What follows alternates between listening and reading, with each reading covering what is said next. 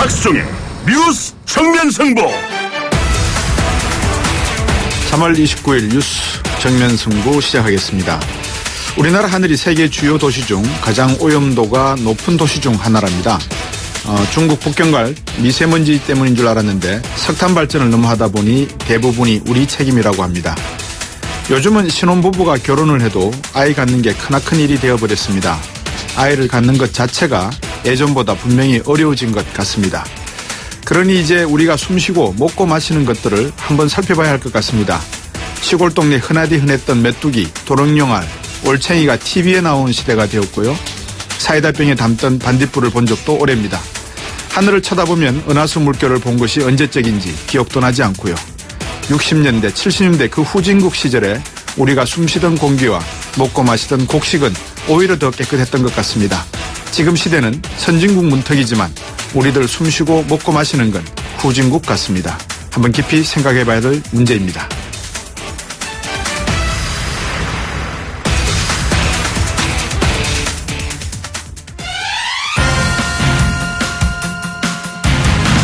곽순희의 뉴스 정면 승부는 늘 청취자 여러분들과 함께 참여하시는 그런 라디오 프로그램입니다.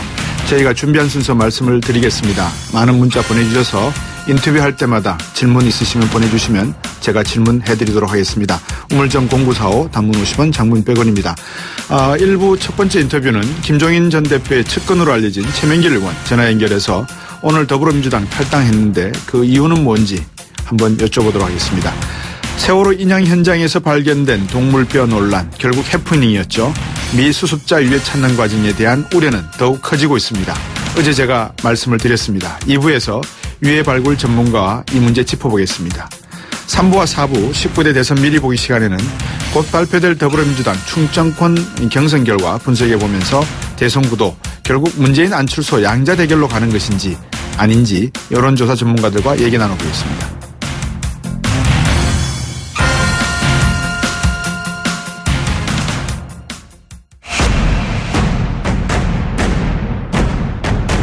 박수종의 뉴스 정면 승부. 네, 오늘 이른바 김종인계로 분류되는 최명길 의원이 더불어민주당에서 탈당을 했습니다. 이 탈당 이유와 앞으로 행보에 대한 견해를 들어보도록 하겠습니다. 안녕하십니까? 네, 안녕하십니까? 예, 오늘 드디어 더불어민주당을 나오신 걸로 그 기자회견을 하셨는데 네네. 이 나오시게 된 명분, 변이 뭐라고 할까요? 글쎄요, 나오게 된 명분이라고 하는 것은 지금 이제 민심을 배반해서 완전히 무너진 권력자가 있고요. 네. 그 권력자 자리에 또 다른 권력자를 세우고 여당 의원이 돼서 그걸 향유하는 게 네. 그게 국민을 위한 길은 아니지 않느냐 이렇게 저는 고민하고 생각했고요. 네. 그래서 국민을 더 행복하게 해줄 어떤 능력을 갖춘 정치 세력이 결집을 하는데 어떤 네. 조그만 역할을 해야 하겠다. 네. 이런 생각을 했고요. 네. 그게 명분이라면 명분입니다. 네. 방금 그 저항적 대통령제, 적폐 중에 적폐를 청산해야 된다 이러시면서 기자회견에서도 말씀을 하셨는데 네네. 대통령 후보를 선택해야 하는 우리의 미래, 어떤 대통령 후보가 방금 말씀하셨듯이 국민을 더 행복하게 해줄 능력을 갖춘 정치 지도자라고 보시는 겁니까? 우선 능력이 있어야 된다는 생각이 저는 절실하게 듭니다. 어떤 능력을 말씀하시는 겁니까? 박근혜 대통령 그 사례를 우리가 이제 한번 돌아보면요. 네. 박근혜 대통령으로 빚어진 대한민국의 불행이라는 게 사실 능력의 문제라고 저는 단언합니다. 네. 왜냐하면 자신이 세상을 볼 수 있는 식견이 없기 때문에 결국은 누군가에 그걸 의존해야 되는데 자기의 자존심 때문에 좀 비밀스러운 사람한테 의존을 했고요. 그 의존한 사람이 자기 이익 추구밖에 모르는 그런 아주머니한테 의존한 거 아니겠어요? 그런데 그 치부를 드러내고 싶지가 않다 보니까 굉장히 폭력적인 이런저런 방법을 써서 그걸 막으려고 하다가 그게 터진 거고요.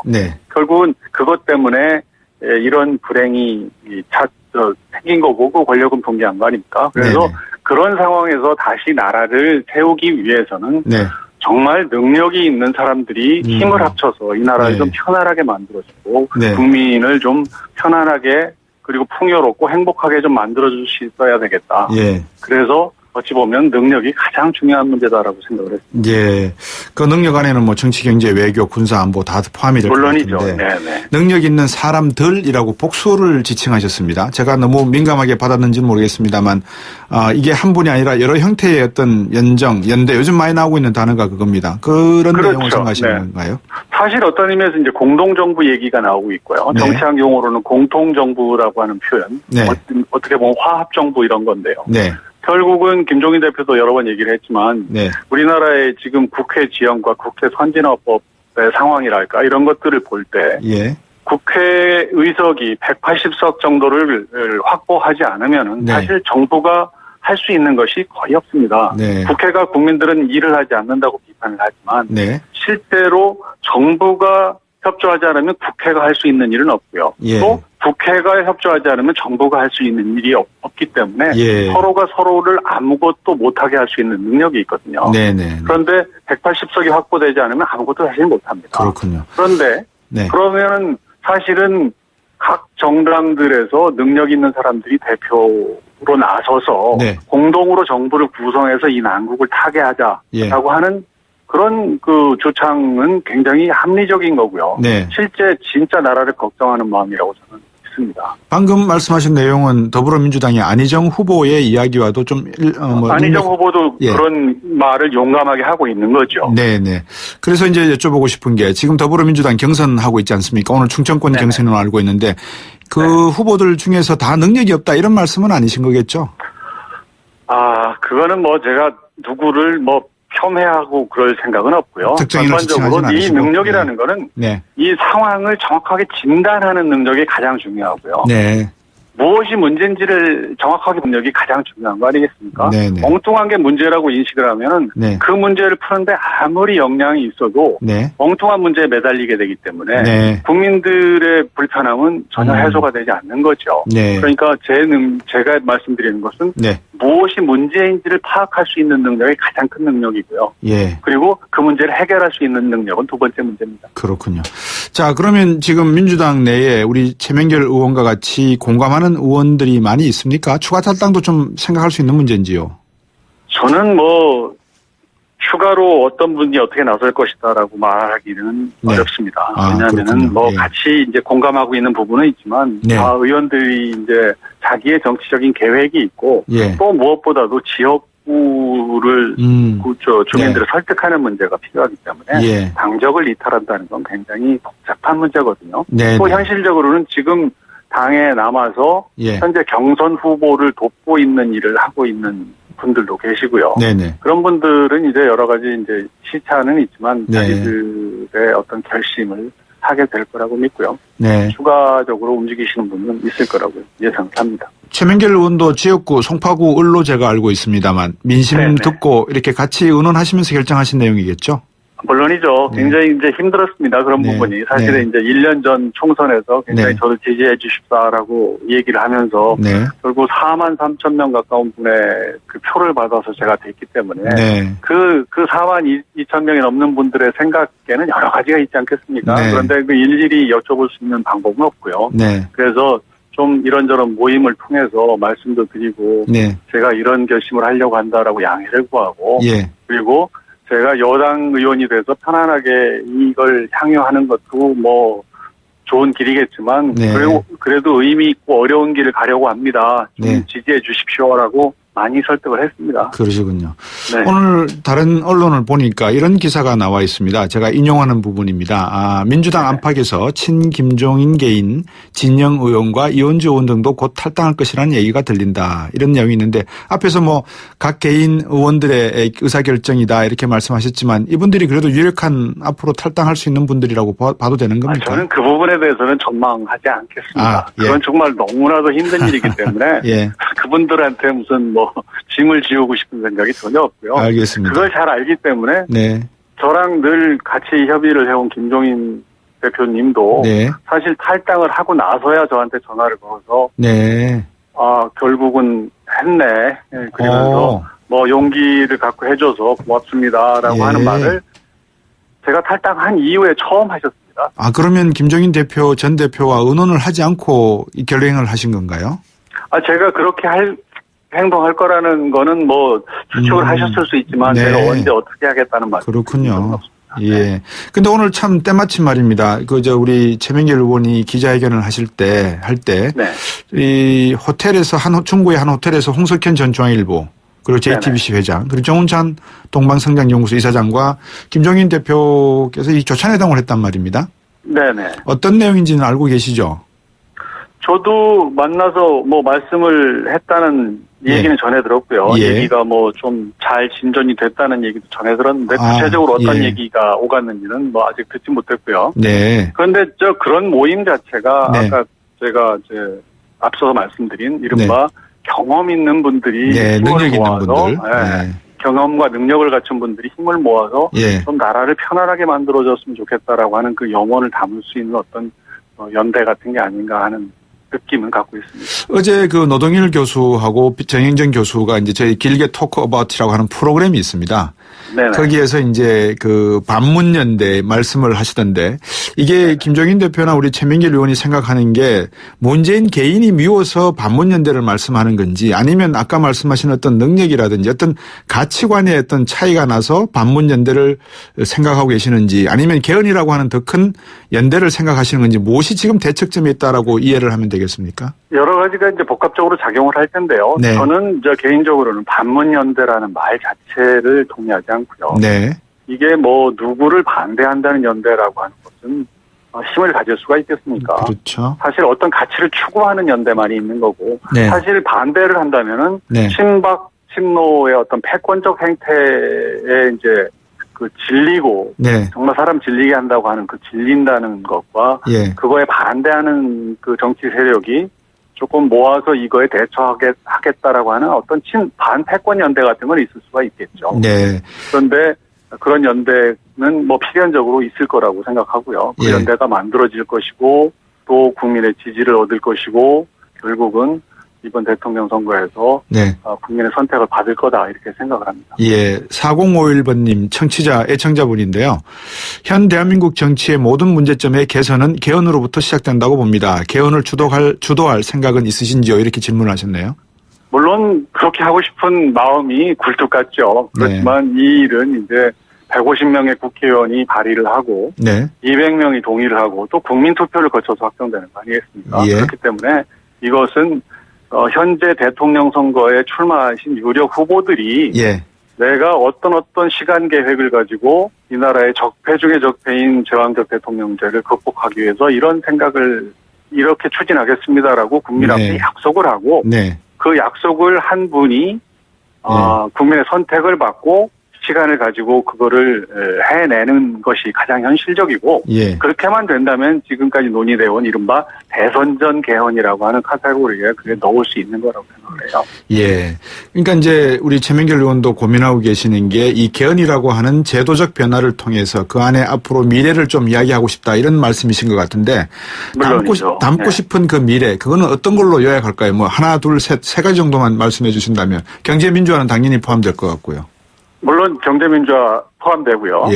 그리고 그것이 돼야만이 나라의 기틀이 서는 것이고 지금 20대에서 40대 세대에 있는 사람들이 굉장히 김종인 대표 같은 분은 이제 미안하다는 표현을 하시는데 이분들은 왜 미안하다 하시는 겁니까? 왜냐하면 그 이상 세대 저희를 포함해서 50대나 이제 60대 세대들은 대학문을 나설 때 여러 직장을 선택해서 갔잖아요. 그리고 그런 우리 세대 사람들은 선택을 그렇게 해서 갔고 또 간 직장은 월급을 많이 줬고 또 해마다 월급이 올랐고 또 원할 때는 다른 직장으로 옮겨서 갈 수 있었고 그리고 편안하게 정년을 마치고 퇴직할 수 있었지 않습니까?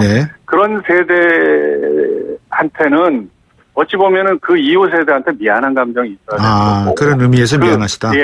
그 미안함은 결국은 왜 그렇게 미안한 세대가 됐는지 잘 보면은 경제를 주도하는 경제 주도 세력들이 자기들 마음대로 하도록 법이 또는 권력이 허용했기 때문에 그게 그런 일이 벌어졌다고 생각합니다. 그래서 경제 주체들이 스스로 마음대로 자기들의 욕심을 절제할 수밖에 없도록 경제를 운용해야만 일자리도 생기고 젊은 사람들이 새로 직장을 구할 수 있는 어떤 투자도 이루어지고 한다고 믿고 있고요. 예. 그게 김종인 대표가 하시겠다는 경제민주화의 경험이라고 목표라고 생각하고요. 또 한 가지 목표는 이제 나라가 안정 중에 안정이 안보가 튼튼해야 되지 않습니까? 전쟁 나면 모든 것은 사라지는 거거든요. 그래서 전쟁이 없다라고 하는 믿음을 국민들한테 주는 것이 무엇보다도 가장 큰 과제라고 생각을 합니다. 예. 방금 말씀 듣고 보니까 김종인 전 대표의 정말 핵심 측근다운 말씀인 것 같아서 제가 이 질문을 꼭 드려봐야 될 것 같아요. 김종인 전 대표가 지금 많은 분들이 궁금해 하시는 게 그래서 추측성 기사도 많이 나옵니다. 뭐 일간지는 뭐 미리 특보 뭐라 그럴까요? 이거 단독 보도 이런 식으로 이제 특종을 터뜨린 것처럼 뭐 대선 출마한다 이런 이야기를 내놨다. 결국은 이제 그런 이야기가 사실이 아닌 걸로 또 이렇게 나오고 되는데 많은 분들이 궁금해 하시는 게 대선 출마설부터 시작해서 연대의 어떤 판을 바꾸는 불쏘시개 역할까지 이런 이야기들이 나오는데 어떻게 보십니까? 저는요. 결국은 직접 나서야 할 것 같다는 그런 생각을 하고요. 제가 뭐 그런 말씀을 그분한테 직접 드릴 처지는 아니지 않습니까? 그런데 이제 이분이 고도의 조정자로서 역할을 하려 했던 건데 결국은 이제 대선에 나서겠다는 분들이 모두 이제 정치적 지분을 보여줘야지 협상을 하겠다 이런 태도를 보이는 거 아니겠어요? 그렇죠. 그러다 보니까 할 수 없이 나도 믿고 지지하는 국민이 있다는 걸 보여줘야만 그 역할을 할 수 있다고 생각을 하시는 것 같고요. 또 그런 방향으로 나아갈 거라고 저는 예상하고 있습니다. 예. 방금 말씀하신 것도 어제 저들이 노동일 교수하고 정영전 교수에서도 나왔던 이야기 중에 한 부분입니다. 뭐냐면 이제 M&A를 막 해야 되지 않습니까? 앞으로 이쪽 더불어민주당을 제외하고서는 그죠? 근데 이제 M&A를 하려 그러면 내가 지분을 얼마나 갖고 있는지 내 회사가 얼마나 매출이 큰지 서로 막 경쟁을 해서 평가를 많이 받아야 되지 않습니까? 그렇죠. 이제 그 과정이 남은 것 같은데. 현실이니까요. 그렇죠. 그 과정이 남았는데 그 중에 이제 하나가 안철수 전 대표와 김종인 전 대표 간의 어떤 뭐라 그럴까 연대 또 연대가 나옵니다만 어제 청취자분이 그러더라고요. 연대가 고대보다 좋은 대학이다 뭐 이런 농담도 하셨는데 그럴 가능성이 있습니까? 어떻게 보십니까? 결국은 마지막 단계에 가면은 그런 논의가 자연스럽게 있지 않을까라고 생각하고요. 그게 이제 국민이 바라는 바일 거라고 생각합니다. 저는 그런 논의가 결국은 있을 거라고 예상을 합니다. 네. 그러면 이제 결국 앞에서 말씀해 주셨던 대로 김종인 전 대표가 결심을 하실 시기가 언제인지는 뭐 모르겠지만 분명히 후보로 출마하셔야지만 이 내용이 어떤 판이 정리가 될 수 있거나 아니면 역할을 하실 수 있다 이렇게 말씀하신 걸로 보고 있고요. 지금 그걸 위한 준비 작업을 하고 계신다고 생각합니다. 뭐 시간이 돼 있었으면 많은 걸 여쭤보고 싶은데 여기까지 오늘 드려야 될 것 같습니다. 오늘 말씀 잘 들었습니다. 고맙습니다. 네, 고맙습니다. 감사합니다. 더불어민주당 탈당한 최명길 의원이었습니다. 포토라인이 아닙니다. 포토존 탈취장치 19년 오직 한 길. 포토존 탈취장치 명품만을 고집해온 센텍. 대표이사 권용석입니다. 하수관악취, 공장 유해악취 이제 포토존에 맡겨주세요. 대표이사가 보증합니다. 센텍. 센데 1544-8785. 우리 몸에서 제일 안전해야 하는 곳은 어딜까요? 글쎄요. 다 중요하지 않나요? 어떤 작업이든 일을 하는 분이라면 특히 발이라고 대답하실 겁니다. 발이 안전하면 마음까지 든든해지니까요. 지벤 안전화. 와, 스타일까지 좋은데요? 생각의 차이가 만드는 가치. 지벤 안전화. 크리네어 테크. 크리네어 테크 집중기. 주물 작업, 연마 작업, 페인트 작업. 분진가스, 냄새, 연기 작업장 분진. 이 세상에 못 없애는 분진이 어딨어. 크리네어 테크 기술력이 끝내줍니다. 크리네어 테크. 크리네어 테크 집중기. 임플란트 아플까?